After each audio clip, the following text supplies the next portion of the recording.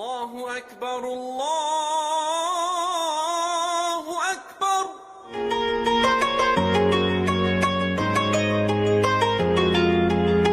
Bagi sebagian masyarakat Indonesia mungkin sudah tak asing lagi dengan kata wakaf. Berasal dari bahasa Arab al-waqfu, yang artinya menahan dan berhenti. Apabila kata tersebut dihubungkan dengan harta seperti tanah, maka harta wakaf yang sudah diwakafkan pemiliknya dilarang dipindah tangan dalam bentuk apapun.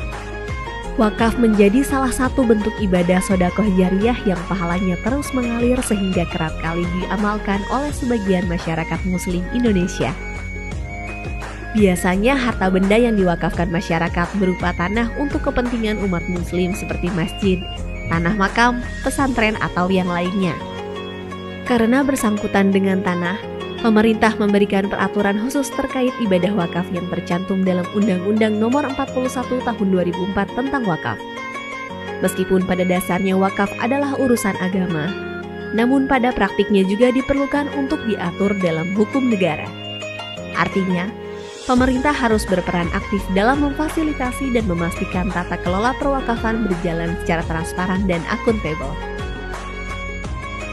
Kementerian ATR BPN selaku leading sektor dalam menjamin kepastian hukum hak atas tanah menggulirkan program strategis nasional sertifikasi tanah wakaf melalui pendaftaran tanah sistematis lengkap untuk menyelamatkan aset-aset umat dan masyarakat.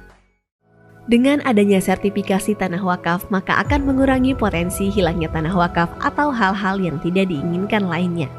Melalui sertifikasi ini diharapkan aset-aset wakaf terjaga legalitasnya dan memudahkan dalam pengelolaannya.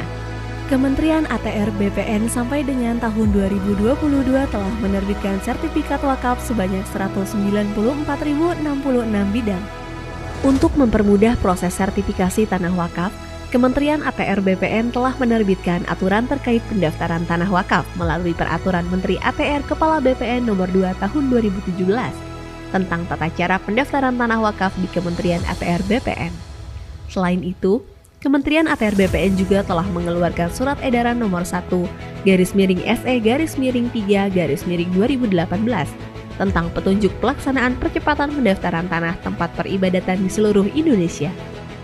Kementerian ATR BPN juga terus berkoordinasi dan membangun kerjasama dengan Kementerian Agama dan berbagai organisasi atau badan atau kelembagaan keagamaan yang ada di Indonesia.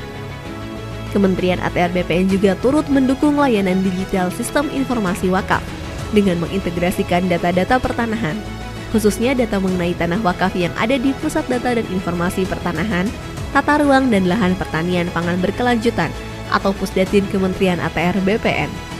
Dengan demikian, diharapkan seluruh tanah wakaf di Indonesia bisa segera didaftarkan dan disertifikasi.